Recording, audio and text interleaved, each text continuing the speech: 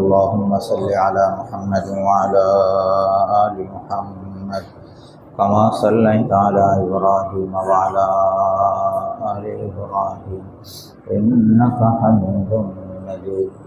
اللهم بارك على محمد وعلى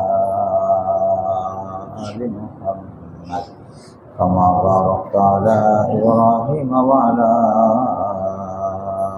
آل إبراهيم إنك حميد مجيد.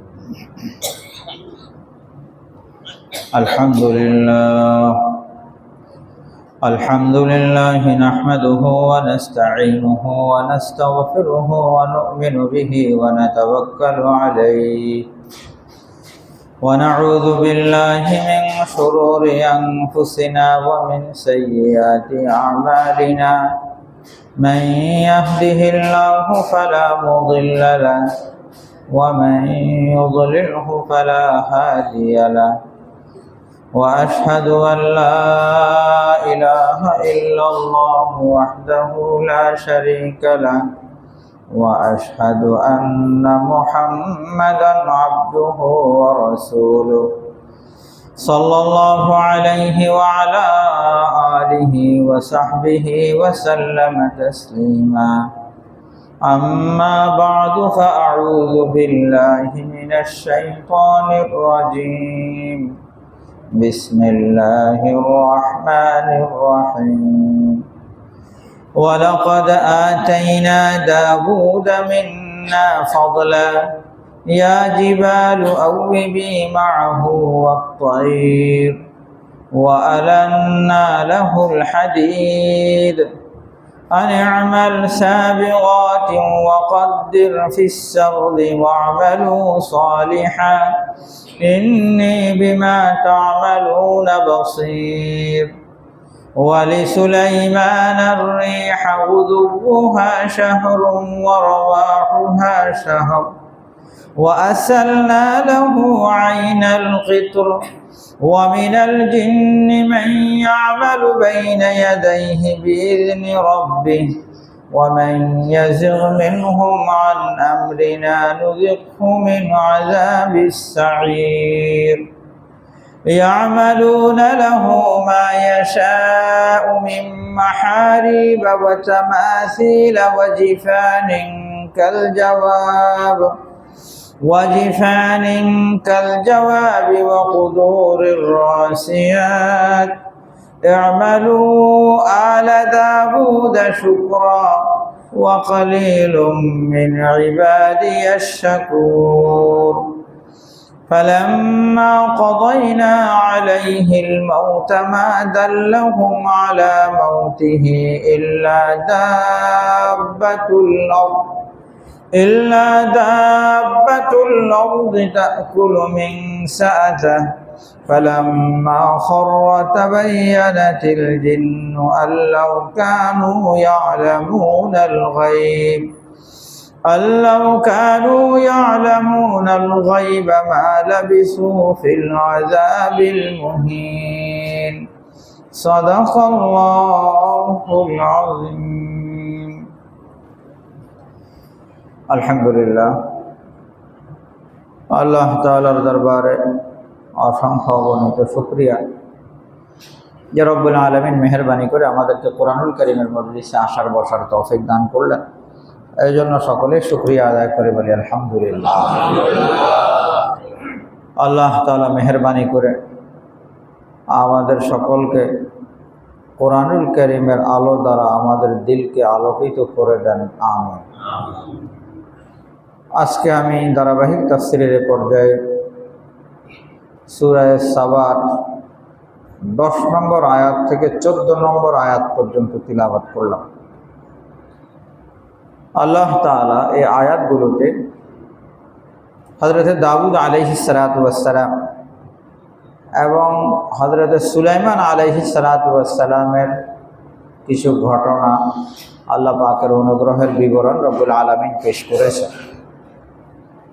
আজকের প্রথম আয়াত, ওয়ালাকাদ আতাইনা দাউদা মিন্না ফাদলা।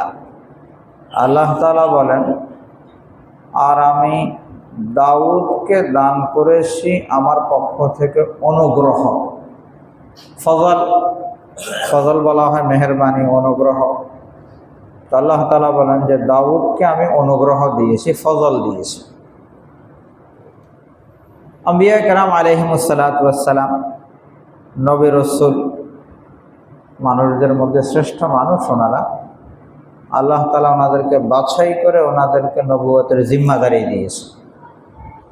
তো নবুয়তের জিম্মাদারি পাওয়া, নবুয়তের জন্য মনোনীত হওয়া, নির্বাচিত হওয়া, এইটাই তো আল্লাহ পাক রব্বুল আলামিনের পক্ষ থেকে শ্রেষ্ঠ নিয়ামত। কিন্তু এখানে আল্লাহ তাআলা বলছেন যে আমি আরও কিছু দিয়েছি। আরবিতে ফজলুন শব্দের অর্থ হলো অতিরিক্ত। সবাইকে যা দেওয়া আছে যদি সেটাই দেওয়া হয় তাহলে সেটাকে ফজলুন বলে না। ফজলুন বলা হয় যখন অতিরিক্ত অনুগ্রহ, অতিরিক্ত কিছু যখন হবে তখন। তো রব্বুল আলামিন এখানে বলছেন যে আমি দাউদকে অতিরিক্ত নিয়ামত দিয়েছি। এখন সেই নিয়ামত কি? ইয়া জিবালু আউবিবি মাহু ওয়াত-তাইর। আল্লাহ তাআলা এক এক নবীকে এক এক ধরনের বিশেষ গুণ দান করেন। হযরত দাউদ আলাইহিস সালাতু ওয়াস সালামকে আল্লাহ তাআলা এমন সুর, গলার আওয়াজ, এত চমৎকার গলার আওয়াজ দিয়েছিলেন। হযরত দাউদ আলাইহিস সালাতু ওয়াস সালাম যখন জাবুর শরীফ তিলাওয়াত করতেন বা আল্লাহ তাআলার তাসবিহ তাহলিল পাঠ করতেন, তখন এই তাসবিহ তাহলিল শোনার জন্য সাগরের মাছ পর্যন্ত দাউদ আলাইহিস সালাতু ওয়াস সালামের কাছাকাছি ছিল। আকাশের পাখি জটলা বেঁধে দাউদ আলাইহিস সালাতু ওয়াস সালামের কাছাকাছি অপেক্ষা করত। দাউদ আলাইহিস সালাতু ওয়াস সালাম সেই সুর শোনার জন্য। আল্লাহ তাআলা বলেন আমি তো পাহাড়কে বলে দিয়েছি আউবিবি মাহু, ও পাহাড় তুমি দাউদ যখন আমার পবিত্রতা বর্ণনা করে, তাসবিহ পাঠ করে, তখন তোমরাও তার সাথে তাসবিহ পাঠ করবে। তো দাউদ আলাইহিস সালাতু ওয়াস সালাম আল্লাহ পাকের তাসবিহ পাঠ করে, দাউদ আলাইহিস সালাতু ওয়াস সালামের সাথে পাহাড় পর্বতমালাও তাসবিহ পাঠ করে। এখন এই তাসবিহের ধরন কি? কেউ কেউ বলতে চায় এটা অনেকটা প্রতিধ্বনির মতো। আছে না, একটা বদ্ধ ঘরে কেউ যখন কথা বলে তখন ইকু, একটা রিপিট আওয়াজ আসে। কিন্তু মুফাসসিরিনে কেরাম লিখেছেন যে না, এমন না। যদি প্রতিধ্বনির মুআমালাই যদি হতো তাহলে তো এটা দাউদ আলাইহিস সালাতু ওয়াস সালামের জন্য বিশেষ কিছু না। এটা তো যে কোনো ব্যক্তি কথা বললেই এরকম প্রতিধ্বনির কি হইতে পারে, আওয়াজ হইতে পারে। অতএব এখানে এই ধরনের কিছু না, বরং নিয়মতান্ত্রিক পাহাড়গুলো হযরত দাউদ আলাইহিস সালাতু ওয়াস সালামের আওয়াজের সাথে, সুরের সাথে, তাসবিহের সাথে তারাও সুর মিলাইত।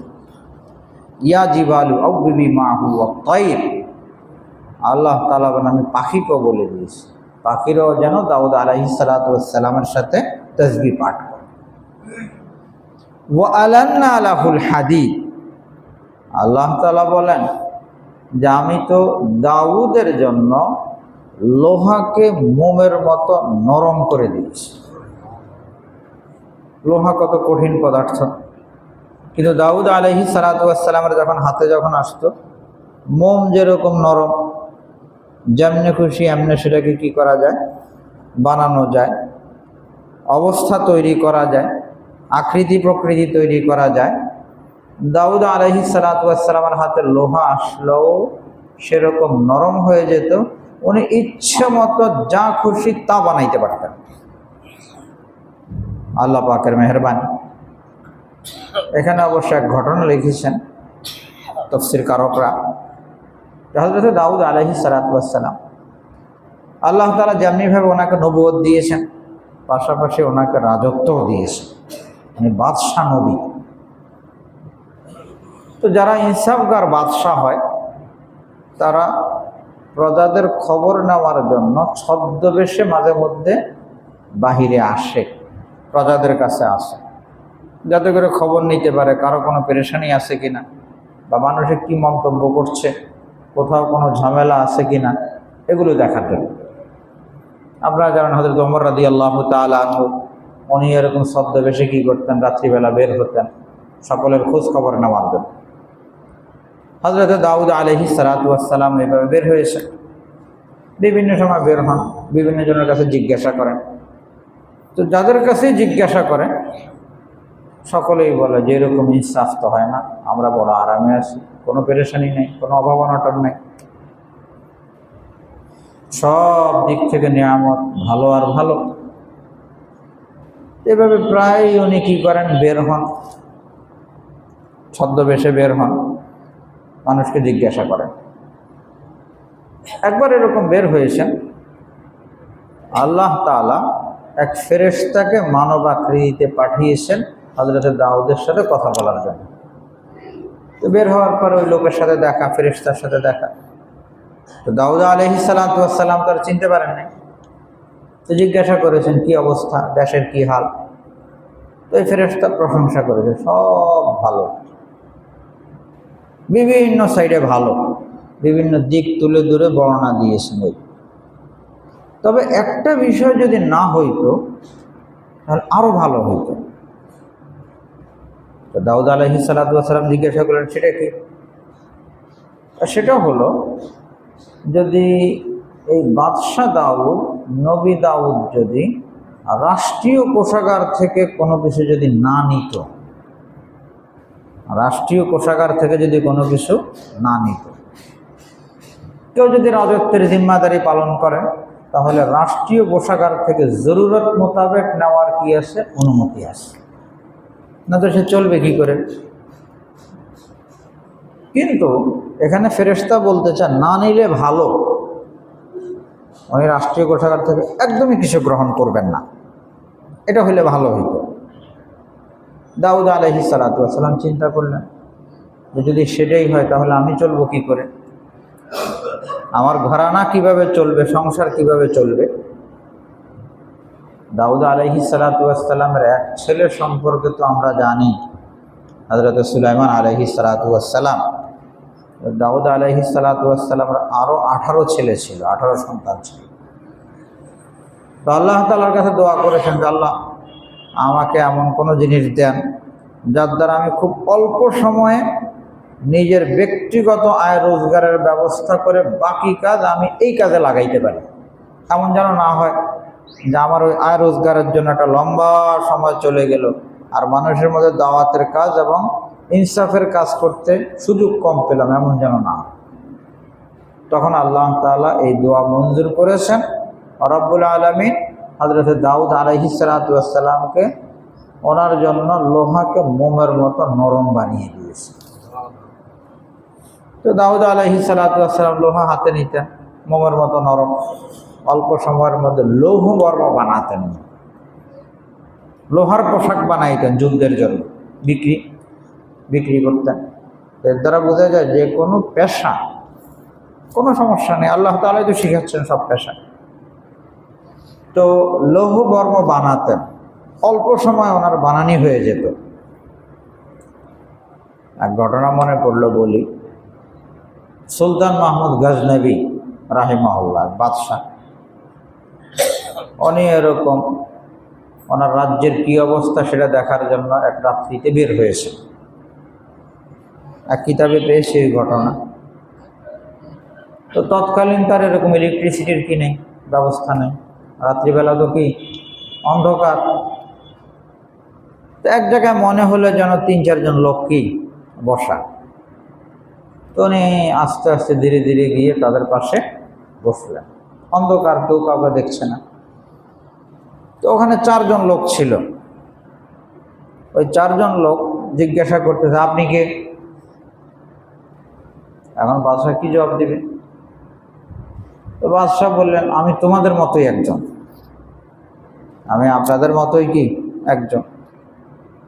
যদি ভালো হয় তাহলে ভালো, খারাপ হলে খারাপ। একটা কৌশলী কি ছিল, জবাব ছিল। ওই 4 জন ছিল ডাকাত, ওই 4 জন ছিল ডাকাত, ওরা ডাকাতের সলা পরামর্শ করার জন্য বসছে যে আজকে কোথায় যাওয়া যায়, কি করা যায়। তো এখন এই পঞ্চম ব্যক্তিকে পেয়ে তারা খুশি হয়ে গেছে, যাক জনবল আরও কী হইল, বাড়লো, আজকে ভালো জায়গায় কি করা যাবে, ডাকাতি করা যাবে। তো এখন এই চারজনের একজন বলতেছে আজকে ভালো জায়গায় তো যাব, কার কি বিশেষ দক্ষতা আছে বলো, কার কি বিশেষ দক্ষতা আছে, দক্ষতাগুলো বলো, সেই হিসাবে আমরা কোন জায়গায় অভিযান চালাবো সেটা সিদ্ধান্ত নেব। তো একজনে বলে যে আমার দক্ষতা হলো কানে, আমার দক্ষতা কানে, আমি পশু পাখির কথা বুঝতে পারি, পশু পাখি কুকুর বিড়াল এদের কথা আমি বুঝতে পারি, বিশাল বড় যোগ্যতা। আরেকজনে বলে আমার যোগ্যতা হলো নাকে, আমি মাটির উপরে নাক লাগাইলে বুঝতে পারি যে মাটির নিচে কি আছে। আগের জমানায় না মানুষ এই যে স্বর্ণের কলস, স্বর্ণ মুদ্রা রূপার মুদ্রার কলস বিভিন্ন জায়গায় পুঁতে রাখত, আমার এই যোগ্যতা আছে, আমি নাক লাগাইলে বুঝতে পারি কোন জায়গায় কোন কলস আছে, চমৎকার যোগ্যতা। আরেকজন বলে যে আমার যোগ্যতা হলো চোখে, আমি অন্ধকার রাত্রিতে যাই দেখি আমি স্পষ্ট বুঝতে পারি, একদম অন্ধকার, বিদঘটে অন্ধকার, কিছুই দেখা যায় না, যা দেখি আমি বুঝতে পারি। আমি রাত্রিবেলা অন্ধকার দিয়ে যদি হেঁটে যাই তাহলে পরের দিন আমি বলে দিতে পারবো কোনটা কি, আমার এই যোগ্যতা আছে। এখন চতুর্থ ব্যক্তি বলে যে আমার দক্ষতা হলো হাতে, লোহার যত বড় গেট আর যত তালার যত কিছুই হোক না কেন আমি সব হাতে কি করতে পারি, ভাঙতে পারি। এখন পঞ্চম ব্যক্তিকে বাদশাহ, বাদশাকে জিজ্ঞেস করে আপনার কি যোগ্যতা আছে বলেন, আপনার কি দক্ষতা। বাদশাহ চিন্তায় পড়ে গেল, কি দক্ষতা বলবে, এক একজনের এরকম চমৎকার দক্ষতা।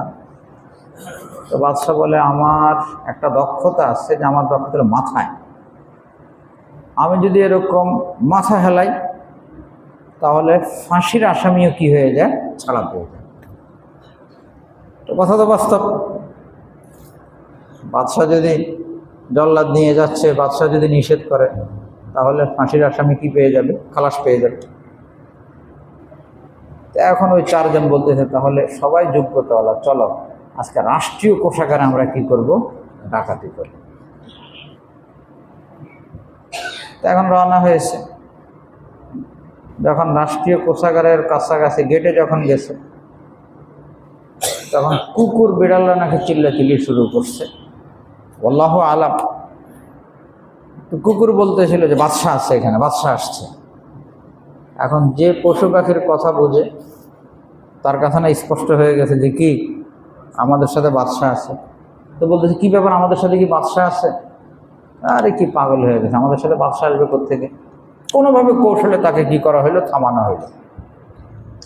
এখন হাতের যোগ্যতাওয়ালা কোষাগারের যত গেট আছে সব ভেঙ্গে, নাকের যোগ্যতাওয়ালা সব কি করেছে, সব কিছু বের করে বাস রাষ্ট্রীয় কোষাগার লুট হইল, ভাগ বাটোয়ারা হইল, বাদশাহ নিজেও এক ভাগ পেয়েছে, 5 ভাগ, বাস খালাস, সব চলে গেছে। এখন সকালবেলা বাদশার কাছে খবর আসছে যে রাষ্ট্রীয় কোষাগার চুরি হয়ে গেছে। তো বাদশাহ তো আগের থেকেই জানে। তো বাদশাহ বললো ঠিক আছে, অভিযান চালাও, যারা এই ডাকাতি করছে তাদেরকে ধরে নিয়ে আসো। এখন এই 4 জনকে ধরে নিয়ে আসছে। এখন 4 জনকে ধরে নিয়ে আসছে, রাষ্ট্রীয় কোষাগারে ডাকাতি,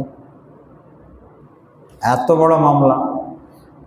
জল্লাদকে অর্ডার দিয়েছে যে হ্যাঁ এই সকলরে কি করো, শেষ করে দাও।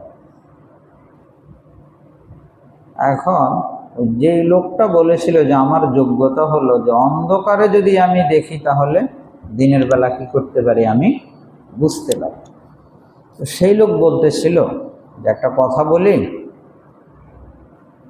আমাদের তো প্রত্যেকেরই কি ছিল, দক্ষতা ছিল, যোগ্যতা ছিল।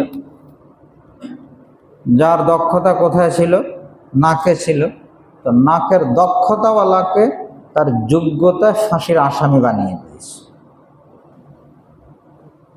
আর হাতের যোগ্যতাওয়ালারাও কি করেছে, ওই যোগ্যতা আসামি বানিয়ে দিয়েছে।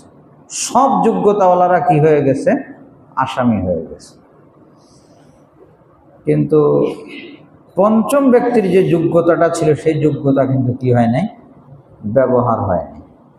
আপনি যদি একটু সেই যোগ্যতাটা যদি কি করতেন, ব্যবহার করতেন, তাহলে আমরা সবাই কি পেয়ে যাই, নিষ্কৃতি পেয়ে যাই। একটা ঘটনা, ওটা দ্বারা বলে আর কি, যে আল্লাহ তাআলা দেখেন আমাদেরকে চোখের যোগ্যতা দিয়েছে। এখন এই চোখের যোগ্যতা দ্বারা কোরআনুল কারীম দেখে পড়ে তিলাওয়াত করে মানুষ জান্নাতীও হইতে পারে, আবার ওই চোখের যোগ্যতা দিয়ে মানুষ জাহান্নামীও হইতে পারে, ফাঁসির আসামিও হইতে পারে। হাতের যোগ্যতা দ্বারা মানুষ জান্নাতীও হইতে পারে, আর এই যোগ্যতার কারণে মানুষ জাহান্নামীও হইতে পারে। কানের যোগ্যতা দ্বারা জান্নাতীও হইতে পারে, জাহান্নামীও হইতে পারে। আল্লাহ তাআলা প্রত্যেককে যোগ্যতা দিয়েছেন, সেই যোগ্যতার যদি সঠিক ব্যবহার হয় তাহলে তার সেই যোগ্যতা দক্ষতাই তাকে কোথায় নিয়ে যাবে, জান্নাতে নিয়ে যাবে। আর যদি সেটার অপব্যবহার হয় তাহলে সেই যোগ্যতা দক্ষতাই তাকে কোথায় নিয়ে যাবে, জাহান্নামে নিয়ে যাবে। নাউযুবিল্লাহি মিন যালিক। তো আল্লাহ তাআলা হযরত দাউদ আলাইহিস সালাতু ওয়াস সালামকে লোহা দ্বারা লৌহ বর্ম বানানোর কি দিয়েছেন, নিয়ামত দান করেছেন। আল্লাহ তাআলা বলেন আনি'মাল সাবিগাত, হে দাউদ আপনি লৌহ বর্ম বানান, ওয়াকদ্দির ফিস-সারদি, আর পরিমিত করে বানান, বুননে পরিমাণ ঠিক রাখেন। লোহার যখন কি বানাবে, লৌহ বর্ম বানাবে, তো আংটার মতো বানাইতে হবে না। এখন যেহেতু কিসের মতো, সেটা মোমের মতো, তাহলে সব সমান বানাইতে পারবে। আর যদি ওরকম না হয়, হাতুড়ি দিয়ে সেটাকে ঠিক করা লাগে, তাহলে সব কি সমান হবে, সব সমান হবে না। তো আল্লাহ তাআলা বলেন আপনি সব সমান করে বানান, চমৎকার করে বানান। ওয়ামালু সালিহা, নেক আমল করেন। এই সমস্ত নিয়ামত আমি দান করেছি, আপনি এর কারণে কি করেন, নেক আমল করেন। ওয়ামালু সালিহা, আমলে সালেহ করেন। আল্লাহ তাআলা আমাদেরকে নেক আমলের তৌফিক দান করেন, আমিন। দেখেন একজন মানুষ যদি জান্নাতি হইতে চায়, তখন তার প্রথম কাজ তো হলো আকীদা সহি করা, ঈমান সহি করা। আর দ্বিতীয় কাজ হলো সুন্নত অনুযায়ী আমল করা, সুন্নত অনুযায়ী আমল করা, এটা দ্বিতীয় কাজ। আর 3 নম্বর কাজ হলো এই সহি আকীদা আর সুন্নত অনুযায়ী আমলের প্রচার প্রসার করা, অন্যের সামনে সেটাকে কি করা, পেশ করা। কয়টা কাজ হইল, 3টা। আল্লাহ তাআলা সূরা আসরে বলেন ওয়াল আসর ইন্নাল ইনসানা লাফি খুসর। সময়ের শপথ করে আল্লাহ তাআলা বলছেন যে সব ক্ষতিগ্রস্ত। যাদের মধ্যে 4 কাজ আছে তারা কামিয়াব, 4 গুণওয়ালারা কামিয়াব। শপথ করছেন কিসের, সময় না। সময়ের শপথ কেন করছেন, এটা আসলে দলিল হিসাবে পেশ করেছে। এই 4 গুণ ছাড়া যে সকল মানুষ ক্ষতিগ্রস্ত, এটা প্রমাণস্বরূপ আল্লাহ তাআলা সময়কে তুলে ধরেছে। এটার কি অর্থ, অনেক সময় কিন্তু সময়টা প্রমাণ হয়। আর রাসূল আকরাম সাল্লাল্লাহু আলাইহি ওয়াসাল্লাম যখন সর্বপ্রথম কুরাইশদেরকে ডাকলেন, প্রকাশ্য যখন দাওয়াত তাবলীগের হুকুম আল্লাহ তাআলা দিলেন, তখন সকলকে ডাকলেন। ডেকে নবীজি বললেন যে আমি তো তোমাদের মাঝে ছিলাম 40 বৎসর, 42-43 বৎসর। আমি কি তোমাদের সাথে কোনো এদিক সেদিকের কথাবার্তা, মিথ্যা কথা কখনো এমন কিছু পেয়েছ? তো তারা সকলে বলছে যে না, পাই নাই। এই কথা বলার পরে এরপরে নবীজি বলছেন যে এই বিষয় আমি এই নিয়ে আসছি, আল্লাহ তাআলা আমাকে এই বিষয় বলেছেন। তো এই যে তৌহিদের কথা বললেন, তৌহিদ না মানলে শিরিক, শিরিক হইলে এই যে সামনে আযাব আসছে, এই কথাগুলো বলার আগে নবীজির কথাটা যে সহি, এই সহি হওয়ার উপরে প্রমাণ হিসেবে পেশ করেছেন যে আমি 40-42 বছর পর্যন্ত কোনোদিন কি করি না, মিথ্যা কথা বলি। যে 40 বছর পর্যন্ত কোনো মিথ্যা কথা বলে নাই, সে এখন কেন বলবে? এটা প্রমাণ হয়ে গেল একটা মানুষের সারা জীবন সুন্দর, এখানে কেন গলত হবে? এখানে গলত হওয়ার কি নেই? আল্লাহ তাআলাও বলতে চান যে একেবারে দুনিয়া সৃষ্টি থেকে শুরু করে আদম আলাইহিস সালাতু ওয়াস সালাম থেকে শুরু করে এ পর্যন্ত এটা প্রমাণ যে দুনিয়াতে যাদের মধ্যে 4 গুণ ছিল এরা কামিয়াব, আর যাদের মধ্যে 4 গুণ নাই এরা সকলে ব্যর্থ, সকলের জীবন ব্যর্থ। বল আসরি ইন্নাল ইনসানা লাফি খুসর। এরা কারা? ইল্লাল্লাযিনা আমানু, যারা ঈমানদার। ঈমানদার মানে যাদের আকীদা সহিহ। কারণ ঈমানদারের মধ্যেও তো কত মানুষ আছে যাদের কিনা আকীদা কিনে ঠিক নেই। তো যাদের আকীদা সহিহ। 2 নম্বর ওয়া আমিলুস সালিহাত, যারা নেক আমল করে। নেক আমল কখন হয়? যখন রাসূল আকরাম সাল্লাল্লাহু আলাইহি সাল্লামের সুন্নাত তরিকা অনুযায়ী হয়। ওয়া তাওয়াসাউ বিল হাক্কি ওয়া তাওয়াসাউ বিস সাবরি। হক মানে এই যে সহি আকীদা আর সুন্নত মোতাবেক আমলের একে অপরকে তারা কি করে? ওসিয়ত করে, একে অপরকে বলে, আমলের উপর ওঠানোর চেষ্টা করে। তার অর্থ দাওয়াত বলি আর আরেকজনকে দিনের পথে আনার কথা বলি, ঘুরে ফিরে কি হবে? হয়তো সহি আকীদার কথা বলা হবে অথবা সুন্নত অনুযায়ী আমলের কথা বলা হবে। 3 কাজ হয়ে গেল। এখন এই 3 কাজ যখন করবে তখন বিভিন্ন জায়গায় পেরেশানি আসতে পারে। বিভিন্ন জায়গায় কি আসতে পারে? পেরেশানি আসতে পারে। এই পেরেশানি আসলে ওয়াতাওয়াসাউ বিস সবর, তখন তারা কি করবে? ধৈর্য ধারণ করবে। আল্লাহ পাকের পক্ষ থেকে বিভিন্ন সময় পরীক্ষা নিরীক্ষা আসতে পারে, তখন তারা কি করবে? সবর করবে। এই 4 কাজ যদি কেউ করে তাহলে সে কামিয়াব। আর এই 4 কাজের বাইরে যারা আছে সকলের জিন্দেগি ব্যর্থ, বেকার। সহি আকীদা, সুন্নাত মোতাবেক আমল, আর সহি আকীদার সুন্নাত মোতাবেক আমলের প্রচার প্রসার। আর যদি কখনো পেরেশানি আসে তখন কি? সবর। আল্লাহ তাআলা আমাদেরকে 4 গুণে গুণী হওয়ার তৌফিক দান করেন। আমিন। তো এখানে আল্লাহ তাআলা বলেন ওয়ামালু সালিহা, নেক আমল করেন। ইন্নী বিমা তা'মালুনা বাসীর, তোমরা যা যা আমল করো সব আল্লাহ তাআলা বলেন আমি সব দেখি, সব আমার সামনে। চোখের আমল আর জবানের আমল, কানের আমল, অঙ্গ প্রত্যঙ্গের আমল, দিলের আমল, আল্লাহ তাআলা সব আমার সামনে, সব পরিষ্কার। এরপরে হযরত সুলাইমান আলাইহিস সালাতু ওয়াস সালামের কথা আল্লাহ তাআলা বলছেন, বলি সুলাইমান রিহা, আর সুলাইমানের জন্য তা আমি বাতাসকে অনুগত করে দিয়েছি। হযরত সুলাইমান আলাইহিস সালাতু ওয়াস সালামের জন্য বাতাসকে অনুগত করে দিলাম। এটারও ঘটনা আছে। সুলাইমান আলাইহিস সালাতু ওয়াস সালামের অনেক ঘোড়া ছিল। এখন একদিন এই ঘোড়াগুলো দেখতেছে, ঘোড়া দেখতে গিয়ে আসরের নামাজ যথাসময়ে পড়তে পারেন নাই। হয় না অনেক সময় কোনো কাজে ব্যস্ততার কারণে কি হয়ে গেছে? নামাজটা সময়মত পড়া হয়নি। কেন হইল না? এই জন্য সুলাইমান আলাইহিস সালাতু ওয়াস সালাম নিজের ওই শত শত ঘোড়া সব আল্লাহর রাস্তায় কোরবানি করে দিয়েছে। যেহেতু ঘোড়া কোরবানি হয়ে গেছে, আর তৎকালীন ঘোড়া হলো সর্বোত্তম বাহন, সর্বোত্তম বাহন। আল্লাহ তাআলা এটার পরিবর্তে বাতাসকে ওনার জন্য অনুগত করে দিয়েছে।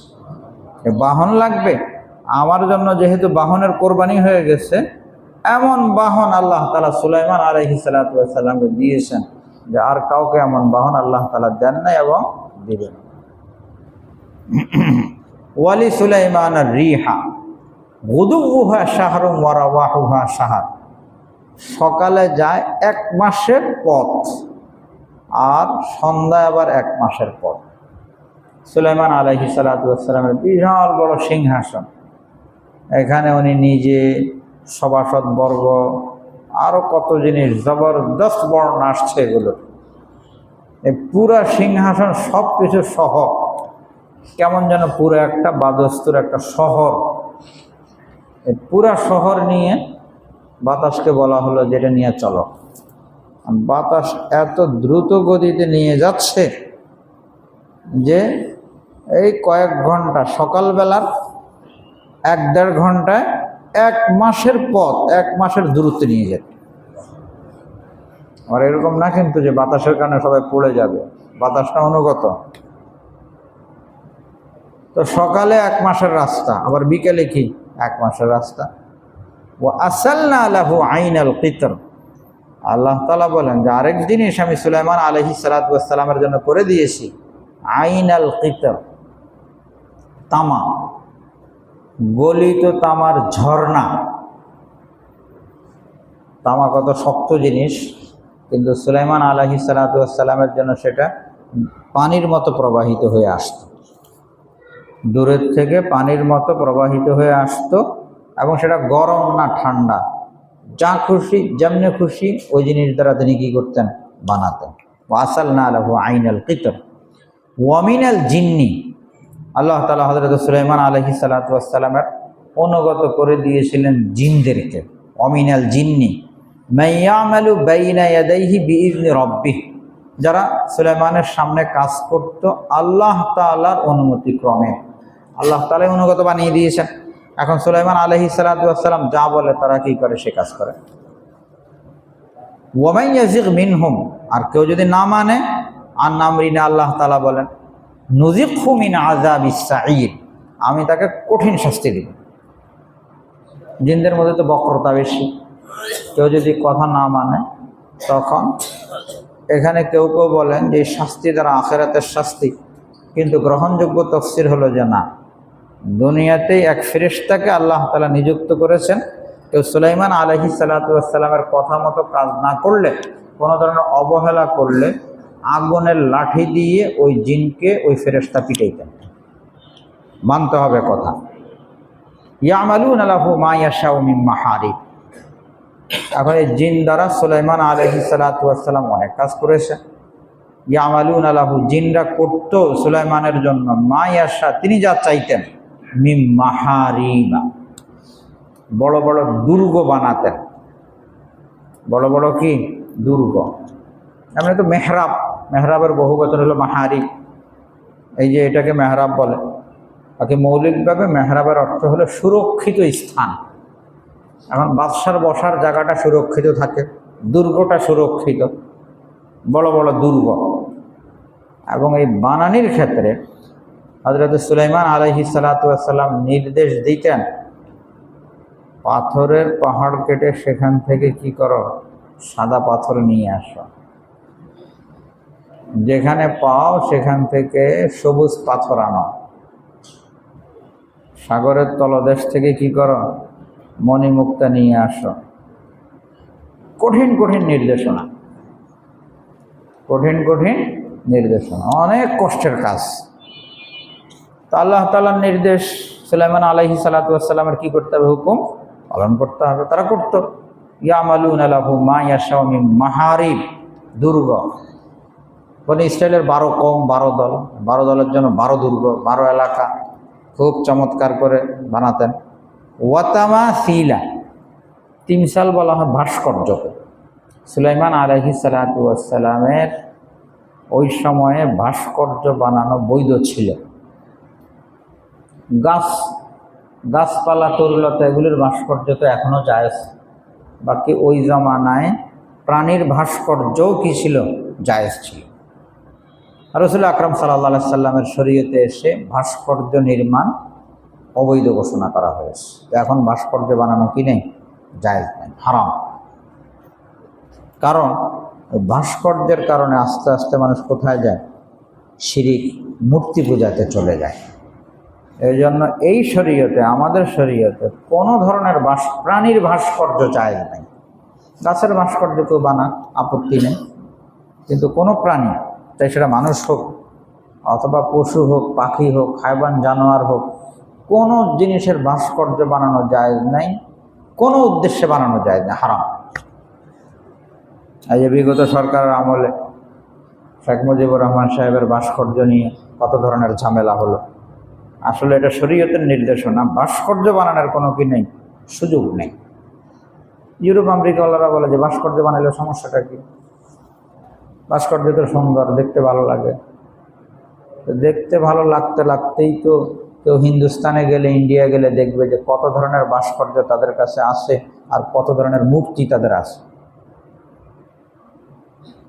ভারতওয়ালাদের তো এমন কোনো জিনিস নেই যে জিনিসের তারা কি করে না, পূজা করে না।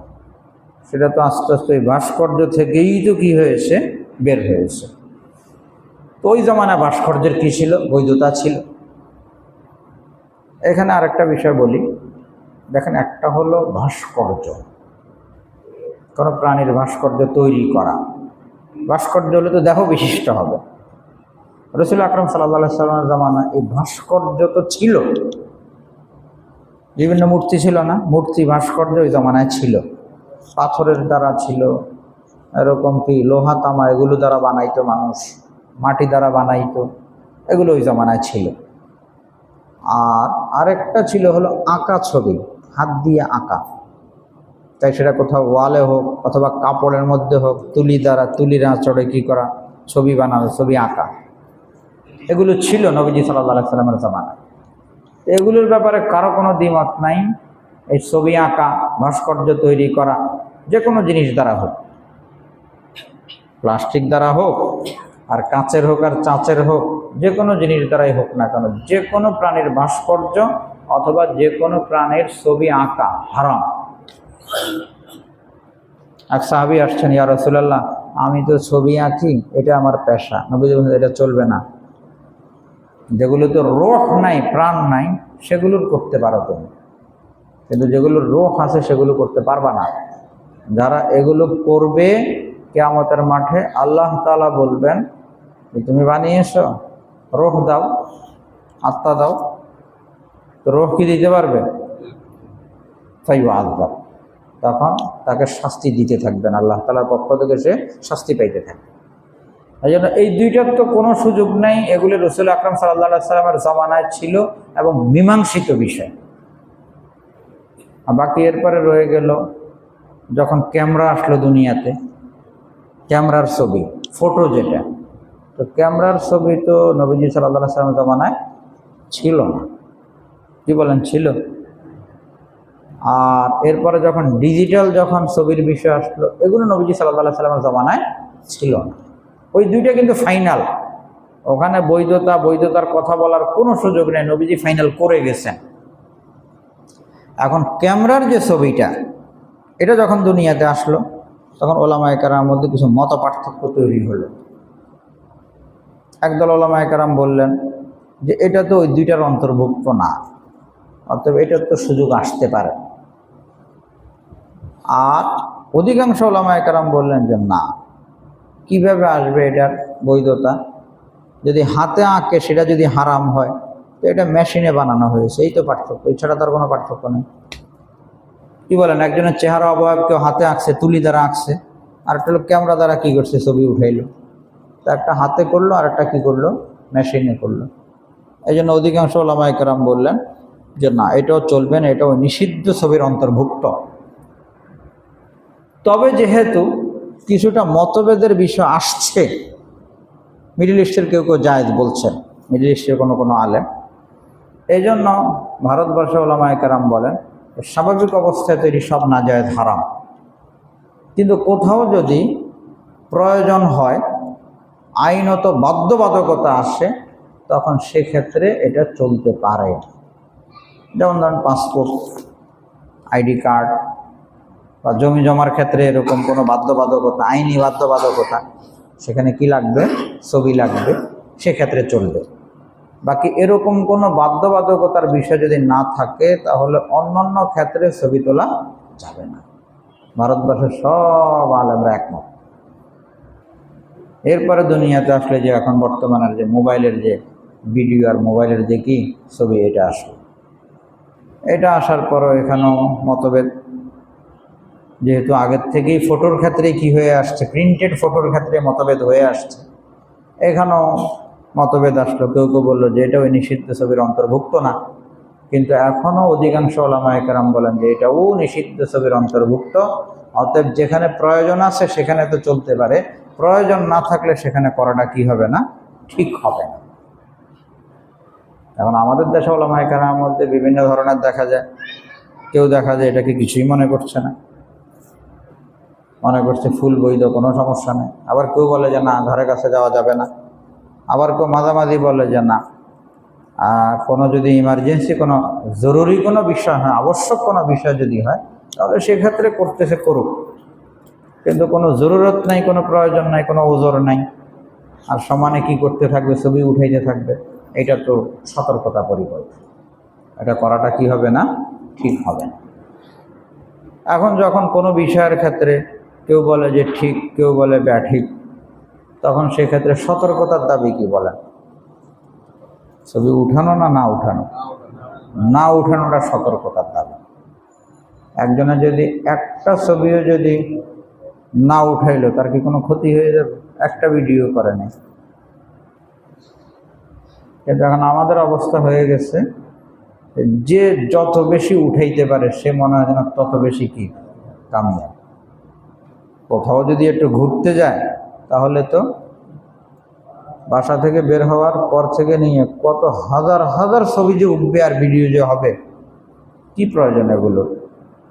যেহেতু এখানে কেউ হালাল কেউ হারাম, একটা বিশাল বড় কি ঝুঁকির বিষয় রয়ে গেছে, তো প্রয়োজন ছাড়া কেন করব? এই জন্য সতর্কতার দাবি, এগুলো কি করে চলা, পরিহার করে চলা। অনেক মানুষ এরকম আছে, রওজা আতহারের সামনে নবীজি সাল্লাল্লাহু আলাইহি সাল্লামকে সালাম দিতে যাচ্ছে, তখনও কি মোবাইল, তখনও ছবি উঠাচ্ছে। সে কি চিন্তা করছে যে নবীজি সাল্লাল্লাহু আলাইহি ওয়াসাল্লাম যদি বাহায়াত বসা থাকতেন আর সেখানে এরকম কি বলে, বিশাল বড় বেয়াদবি না? হ্যাঁ, এক লোক তওয়াফ করতেছে, তওয়াফের মধ্যে কি রাখছে, লাইভ, তওয়াফের মধ্যে সে ছবি উঠাচ্ছে, ভিডিও করছে। এক আলেম তারা জিজ্ঞাসা করছে, কেন ভিডিও করতেছ? তুমি না তওয়াফ করতেছ আল্লাহর রাজি আর খুশি করার জন্য, কেন করতেছ? তো বলতেছিল যে এই জন্য করতেছি যে আমাকে তওয়াফরত অবস্থায় কেমন দেখা যায় সেটা দেখার জন্য। পরে দেখবে তওয়াফ করলে কেমন দেখা যায় না। তো উনি বললেন যে তুমি যে এটা দেখতে চাও যে তোমাকে কেমন দেখা যায়, তুমি কি এটা চিন্তা করছো উপরের থেকেও তোমাকে কেউ দেখছেন? এই যে তুমি তওয়াফ করতেছ কি নিয়ে, মোবাইল নিয়ে, তোমার তওয়াফটা কেমন হচ্ছে সেটা উপরের থেকে কি করা হচ্ছে, পর্যবেক্ষণ করা হচ্ছে। তুমি চিন্তা করছো তোমাকে কেমন দেখা যায়? তুমি নিজেরটা দেখতে চাও, কিন্তু তোমাকে কেমন দেখা যাচ্ছে সেটা যে আল্লাহ তাআলা দেখছেন। কথাটা তার বড় দিলে লাগছে, সাথে সাথে মোবাইল ভেঙে ফেলছে। কথা তো বাস্তব। একটা মানুষ তওয়াফ করতেছে, আল্লাহ পাকের ঘরের চতুর্পাশে ঘুরতেছে পাগলের মতো আল্লাহকে রাজি আর খুশি করার জন্য, আর সে কি করতেছে? তো এই জন্য সতর্কতার দাবি, পারতপক্ষে কি না করা, ছবি না উঠানো। আর বিশেষ করে অনেকে যে একদম কি করে, স্ক্রিনের মধ্যে ছবি রেখে দেয়। আবার কখনো দেখা যায় স্ক্রিনের মধ্যে ছবি রাখছে কার, বিবির, তা নিজের বিবিকে আরেকজনকে দেখানো, কি বলেন চলবে? তো উনি এটা নিয়ে হাঁটতেছে, ফোন আসলো, ছবি বেশি উঠলো, আশপাশে মানুষ দেখছে না, হ্যাঁ দেখছে তো, এটা বহুত বড় বেগায়রেতি হলো না? নিজের বিবিকে সকলের সামনে খালি দেখাচ্ছে আর দেখাচ্ছে। এটা অনেক সময় দেখা যায় যে দিনদার মানুষরাও করে। নিজের মোবাইলের মধ্যে কি রাখছে, এই কি বলে হোয়াটসঅ্যাপ বা কোনোটার মধ্যে ছবি, নিজের ছবির সাথে আবার কি আছে, বিবিরও ছবি আছে। এখন যার কাছে যাচ্ছে সেই দেখছে। এটা কি, নিজের ছবির ক্ষেত্রে যদি এরকম আপত্তির বিষয় যদি আসে, তাহলে কোনো মহিলার ছবি আরেকজনের কাছে পাঠানো, সবাইকে দেখানো, কত বড় বেগায়রতি এবং মস্ত বড় গুনাহের কাজ চলছে, কিন্তু আমরা সেদিকে ভ্রুক্ষেপ করছি না। এই জন্য সতর্কতার দাবি, পারতপক্ষে কি করবো না, আমরা ছবি উঠাবো না, প্রয়োজন ছাড়া উঠাবো না। আল্লাহ তাআলা আমাদেরকে হেফাজত করেন, আমিন। আল্লাহ তাআলা বলেন ইয়ামালুনা লাহু মা ইয়াশাউ মিন মাহারিব, বড় বড় দুর্গ বানিয়ে দিত, ওয়া তামাসিল, ভাস্কর্য, ওয়া জিফানিন কাল জওয়াব, এক এক পাত্র, লোহার পাত্র, কাল জওয়াব, হাউজের মতো, পুষ্কুনির মতো, পুকুরের মতো পাত্র বানায় দিত। পুকুরের মতো লোহার পাত্র তৈরি করা, জানতেন কথা? তৎকালীন ওয়াকুদুরির রাসিয়াত, বিশাল বড় বড় ড্যাগ, যেগুলো কি স্থির করে রাখা হতো রান্না বান্নার জন্য। নাড়াচাড়াই কি ছিল না, এটা সহজসাধ্য ছিল না। সব জিনদের দ্বারা হযরত সুলাইমান আলাইহিস সালাতু ওয়াস সালাম করাতেন। ই'মালু আলা দাউদা শুকরা, আল্লাহ তাআলা বলেন, সুলাইমান, এই যে সব কিছু আমি তোমার অনুগত করে দিলাম, এই জন্য তুমি শুকর আদায় করো। ওয়া কালিলুম মিন ইবাদিয়াশ শাকুর, আমার শুকরগুজার বান্দা অনেক কম। আল্লাহ পাকের নিজাম, আল্লাহ তাআলা যে কোনো নিয়ামত দিলে কি করতে হবে? শুকর আদায় করতে হবে। শুকর আদায় করলে ওই নিয়ামতটা স্থায়ী হয়ে যায় এবং আল্লাহ তাআলা নিয়ামতটাকে বাড়িয়ে দেন। আমাদেরকে আল্লাহ তাআলা বিভিন্ন ধরনের নিয়ামত দান করেছেন। স্মৃতিশক্তি দিয়েছেন, ব্রেন দিয়েছেন, এটার উপরে কয়দিন শুকর আদায় করেছে? আল্লাহ তাআলা চোখ দিয়েছেন, জিহ্বার মধ্যে স্বাদ দিয়েছেন, দিয়েছেন না? নাক ঠিক আছে, কান ঠিক আছে, ভিতরে সব ঠিক আছে। এগুলোর উপরে যত বেশি শুকর আদায় করব, আল্লাহ তাআলা তত বেশি নিয়ামতকে কী করবেন? স্থায়ী করবেন। ফালাম্মা কাদাইনা আলাইহিল মাউত, সর্বশেষ ঘটনা, হযরত সুলাইমান আলাইহিস সালাতু ওয়াস সালাম খুব লম্বা হায়াত পেয়েছেন এমনটা না। তাফসিরি বর্ণনা অনুযায়ী মাত্র 53 বছর হায়াত পেয়েছেন, অল্প বয়স। বাকি 13 বছর বয়সে বাদশাহ হয়ে গেছেন, নবী হয়ে গেছেন, বাদশাহ হয়ে গেছেন। তো সুলাইমান আলাইহিস সালাতু ওয়াস সালাম সর্বশেষ জিনদের দ্বারা বাইতুল মুকাদ্দাস নির্মাণের ইচ্ছা করেছেন আল্লাহ তাআলার হুকুম। বাইতুল মুকাদ্দাস পুরা নগরী বানাবেন, পুরা নগর বানাবেন। এই নগরের মধ্যে বিভিন্ন দুর্গ হবে, এটার জন্য বিভিন্ন জায়গা থেকে কি মূল্যবান পাথর আনা, হীরা আনা, খনি থেকে বিভিন্ন জিনিস উত্তোলন করা, এই সব কাজে তাদেরকে লাগানো হয়েছে। আর মোটামুটি শেষের পথে, কিন্তু কিছু কাজ এখনো কি বাকি। এদিক থেকে সুলাইমান আলাইহিস সালাতু ওয়াস সালামের মওতের কি হয়ে গেছে? সময় হয়ে গেছে। তখন আল্লাহ তাআলার নির্দেশে সুলাইমান আলাইহিস সালাতু ওয়াস সালাম জিনদেরকে বললেন যে একটা কাঁচের কি বানাইতে, রুম বানাইতে। তো কাঁচের কি বানানো হলো? রুম বানানো হলো, জিনরা বানাইল। তো উনি সেখানে ঢুকলেন, ঢুকে ইবাদত শুরু করলেন। সুলাইমান আলাইহিস সালাতু ওয়াস সালাম কখনো কখনো লম্বা সময় ইবাদত করতেন, 1 সপ্তাহ, 2 সপ্তাহ, 3 সপ্তাহ, এরকম দীর্ঘ সময় ইবাদত করতেন। তো এই কাঁচের ঘরের ভিতরে ঢুকে ইবাদত শুরু করতে, একটা লাঠি ছিল, লাঠিতে ভর দিয়ে। আর ওই অবস্থায় কি চলে গেছে? জান চলে গেছে, মারা গেছে। কিন্তু জিনরা তো কি করতে পারেন নাই, বুঝতে পারেন। ওরা তো দেখতেছেন কি করতেছেন, দাঁড়া দাঁড়া ইবাদত বন্দেগী করতেছে, দাঁড়া দাঁড়া ইবাদত বন্দেগী করতেছে। তারা কষ্ট করে খনি থেকে, পাহাড় থেকে, এখান থেকে, ওখান থেকে সব কষ্ট করে কাজ কি করতেছে? পুরা করতেছে। এভাবে সুলাইমান আলাইহিস সালাতু ওয়াস সালামের ইন্তেকালের পরও 1 বৎসর এভাবে দাঁড়িয়েছিলেন, ফুল 1 বৎসর। আর এই পুরো 1 বৎসরে কি হয়ে গেছে? কাজ সব কমপ্লিট। যে কাজ কমপ্লিট, তখন ওই লাঠির মধ্যে মাটির পোকায় ধরছে। মাটির পোকায় লাঠি খেতে খেতে পরে লাঠি কি শেষ, নষ্ট হয়ে গেছে। যেই লাঠি নষ্ট হয়ে গেছে, সুলাইমান আলাইহিস সালাতু ওয়াস সালামের বডি পড়ে গেছে। তখন জিনরা বুঝতে পারলো যে কী ব্যাপার, কী ঘটনা।